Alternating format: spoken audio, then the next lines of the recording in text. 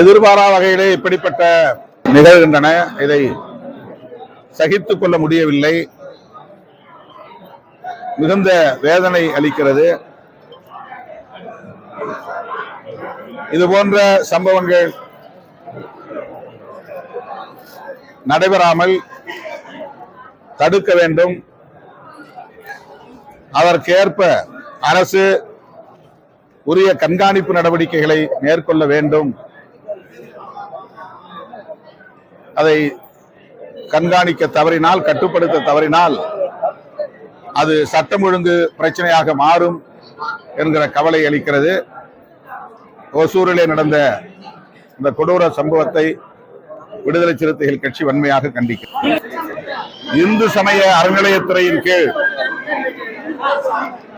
பழனியில் உள்ள அருள்மிகு பழனி ஆண்டவர் மெட்ரிக் மேல்நிலைப் பள்ளி இயங்கி வருகிறது. இந்த பள்ளியில் 6 வருடங்கள் முதல் 16 வருடங்கள் வரை உரிய கல்வி தகுதியுடன் தொகுப்பு ஊதியத்தின் அடிப்படையில் ஆசிரியர்கள் பணியாற்றி வருகின்றனர். அவர்களை பணி நிரந்தரம் செய்ய வேண்டும் என்று கோரிக்கை விடுத்துள்ளனர்.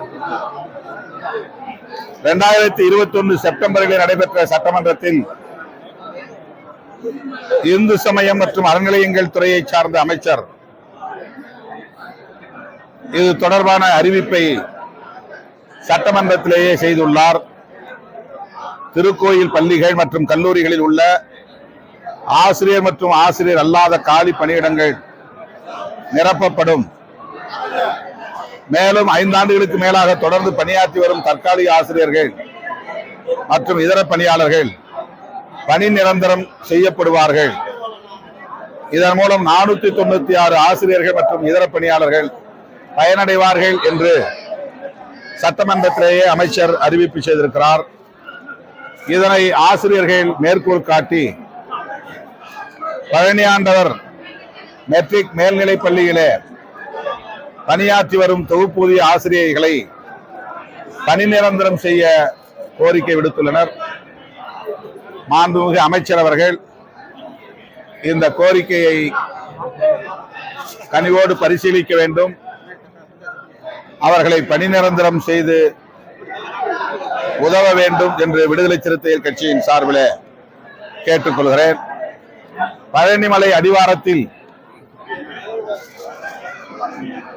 சாதாரணமான மக்கள், ஏழை எளிய மக்கள் கயிறு, ருத்ராட்ச கொட்டைகள்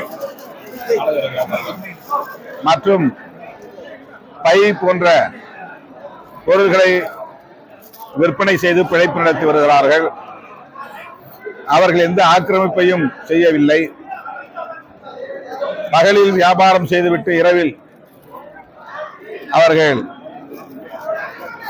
அங்கிருந்து வெளியேறி விடுகிறார்கள்.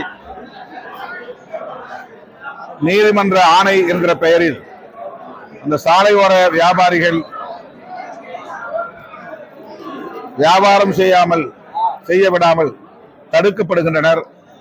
நூற்றுக்கணக்கான பெண்கள் இன்றைக்கு பழனியிலே மலை அடிவாரத்திலே தங்களுக்குள்ள நெருக்கடிகளை என்னிடத்திலே கோரிக்கையாக வைத்தார்கள். ஆகவே சாலையோர அன்றாட வியாபாரிகள், சிறு வியாபாரிகள் பாதிக்கப்படாத வகையில அரசு அவர்களுக்கு உரிய வழிகாட்டுதலை தர வேண்டும். அவர்களின் பிழைப்புக்கான ஆதாரத்தை, வாழ்வாதாரத்தை உறுதிப்படுத்த வேண்டும் என்று விடுதலை சிறுத்தைகள் கட்சி வேண்டுகோள் விடுக்கிறது. பழனி மேற்கிரத வீதியில் அருந்ததியர் சமூகத்திற்கென்று ஒதுக்கப்பட்ட இடம் 2466 சதுர அடி அருந்ததியர் மடம் என்னும் அந்த இடம் தனிநபருடைய ஆக்கிரமிப்பிலே இருக்கிறது. அனைத்து தரப்பு அதிகாரிகளிடத்திலும் அருந்ததியர் சமூகத்தை சார்ந்த மக்கள் முறையிட்டுள்ளனர். ஆனால் அந்த தனிநபர் ஆக்கிரமிப்பை இதுவரையில் அகற்றவில்லை என்பது தெரிய வருகிறது. எனவே அரசு தனிநபர் ஆக்கிரமிப்பை அகற்றி அருந்ததியர் சமூகத்திற்கான அருந்ததியர் மடத்தை மீட்டு தர வேண்டும் என்று வலியுறுத்தி கேட்டுக்கொள்கிறேன்.